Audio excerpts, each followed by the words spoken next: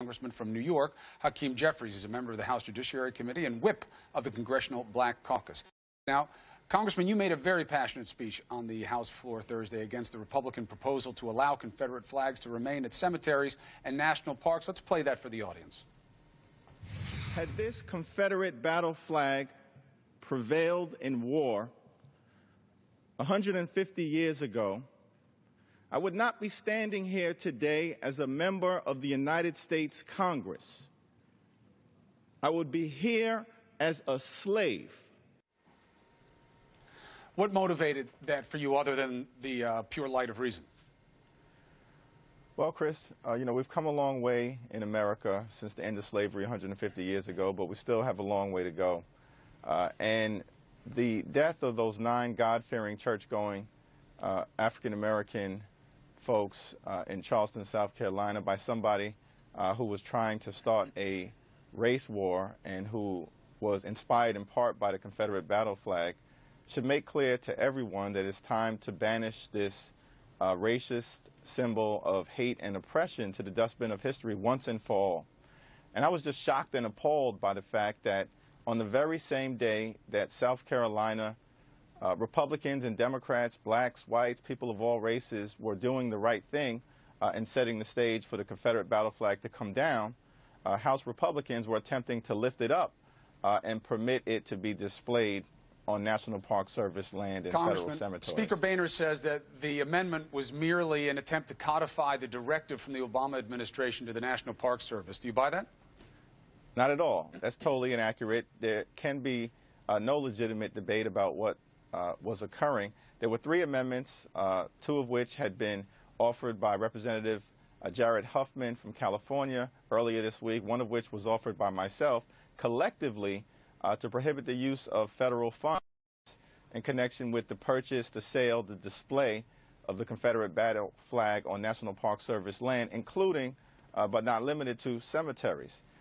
There was then an effort less than 24 hours later to roll back those amendments, and this was something that was done, Chris, by House Republicans under cover of darkness in the dead of night. They tried to sneak it in, but Democrats, led by Betty McCollum, were able to catch this effort, stop it, call for a recorded vote, and that led to what took place yesterday on the House floor, where thankfully we were successful in leading the effort to stop it, and the Republicans were forced to retreat. One last beat on this. How far do you go with removal of this symbol? Do you think the state flag should change? Do you think the names of Confederate generals should be taken off things? Should monuments come down? How far do you extend this principle?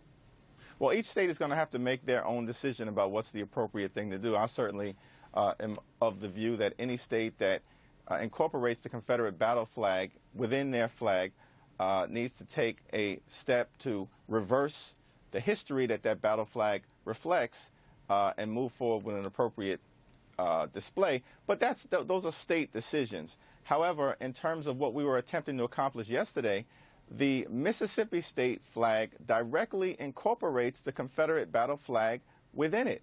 And it's not appropriate at this juncture for that flag to be displayed on the grounds of the United States Congress.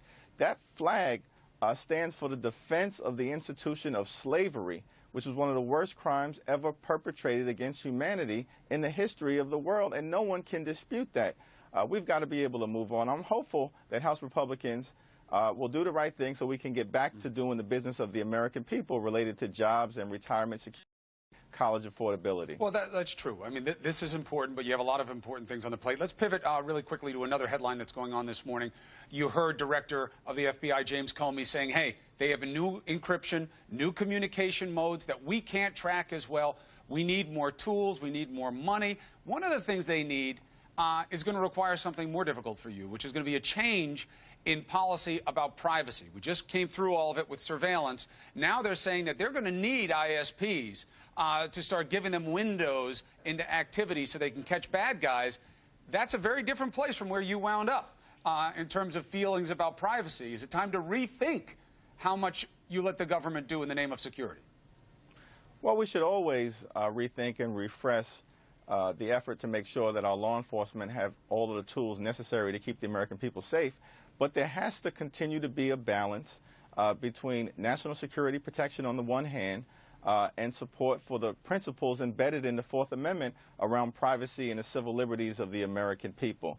And so Congress's job, certainly those of us who are on the Judiciary Committee, will be to continue to make sure that that balance is appropriate.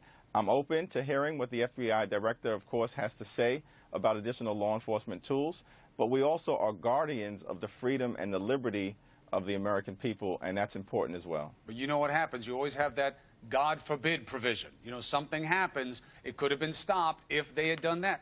Then you have a very different analysis, and that's why it's a difficult job. But we're going to see which way this debate goes. We look forward to having you back, Congressman Jeffries, to continue the conversations on both fronts. Thank you, sir. Thank you, Chris.